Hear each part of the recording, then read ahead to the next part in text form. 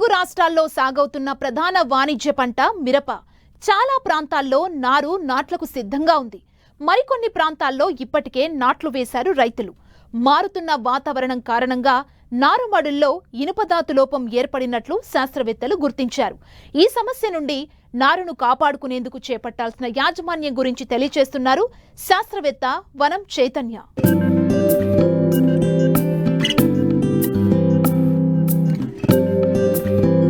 ప్రధాన వాణిజ్య పంటగా సాగుతున్న మిరప మెట్ట ప్రాంత రైతుల ఆదరణ పొందుతోంది. ఇప్పటికే రైతులు ఆయా ప్రాంతాల వాతావరణ పరిస్థితులు, భూములకు అనుగుణంగా రకాలను ఎంచుకుని నార్లు పోసుకున్నారు. కొన్ని చోట్ల ఇప్పటికే నాట్లు వేయగా మరికొన్ని చోట్ల నాట్లకు సిద్ధంగా ఉంది.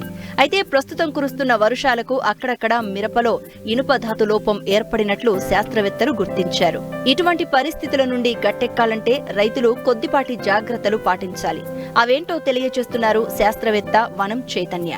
ప్రస్తుతం చూసినట్లయితే మనకు మిరప నారుమడి దశలో, లేదంటే కొంతమంది ఆల్రెడీ ప్రధాన పొలంలో నాటే దశలో ఉంది.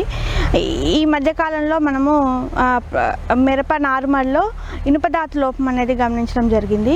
ముఖ్యంగా ఇనుపధాతు లోపం అనేది లక్షణాల విషయానికి వచ్చినట్లయితే మొదటగా లేత ఆకులపైన మనకి ఈనెల మధ్య భాగంలో పసుపు వర్ణంలోకి మారడం, తర్వాత అది తెలుపు రంగు మచ్చలుగా ఏర్పడడం జరుగుతుంది. తర్వాత క్రమేణా అది ఆకు పాలిపోయినట్టుగా తెలుపుగా అయిపోతుంది. అంతేకాకుండా ఇది తీవ్రమైన కొద్దీ మనకు మొత్తం మొక్క పైన కూడా ఎఫెక్ట్ అయ్యి అన్ని ఆకులపైన కూడా దీని ఎఫెక్ట్ కనిపిస్తుంది. అంతేకాకుండా మొక్కలు చనిపోయే అవకాశం ఉంటుంది. దీనికి గల ప్రధాన కారణం ఏంటంటే, ఇది ముఖ్యంగా అధిక వర్షాలు పడ్డప్పుడు మనకు మొక్క యొక్క వేరు వ్యవస్థ అనేది లోపల ఉన్నటువంటి ఈ ధాతువులని సంగ్రహించడం అనేది తగ్గిపోవడం ఒకటి. లేదంటే బెట్ట పరిస్థితుల విషయానికి వచ్చినట్లయితే అధిక ఉష్ణోగ్రతలు ఉండడము, లేదంటే మనం భాస్వరస్ ఎరువు అంటే భాస్వర ఎరువును మనము ఎక్కువగా అందించినప్పుడు ఈ ఇనుపధాతు అనేది వేరు వ్యవస్థ సంగ్రహించుకోలేకపోవడం వల్ల కూడా మనకి దీని యొక్క లోపం అనేది కనిపిస్తూ ఉంటుంది. ముఖ్యంగా మనం నార్మల్ విషయానికి వచ్చినట్లయితే ఎత్తైన బెడ్లపైన నారు పోసుకున్నప్పుడు రైతులు బాగా చివికిన పశువుల ఎరువు కనుక మనం ఉపయోగించినట్లయితే ఈ కొంచెం సూక్ష్మధాతు లోపాలు అనేది రాకుండా కొంతవరకు నివారించుకోవచ్చు.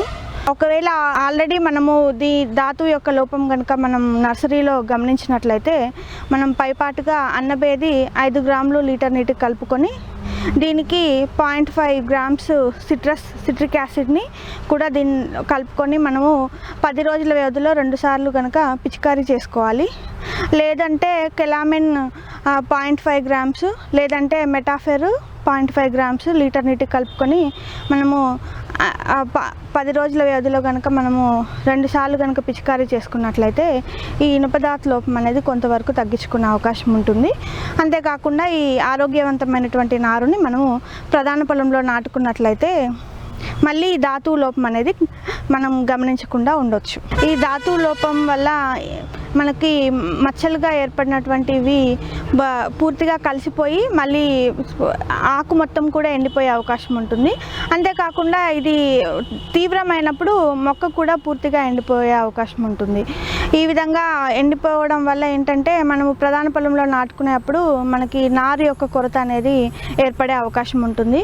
కనుక మనము ఎప్పటికప్పుడు ఈ సూక్ష్మధాతు లోపాలను గమనించిన వెంటనే దానికి మనము సరైనటువంటి మనం పోషకాలు కనుక స్ప్రే చేసినట్లయితే మనం దీన్ని తగ్గించుకునే అవకాశం ఉంటుంది.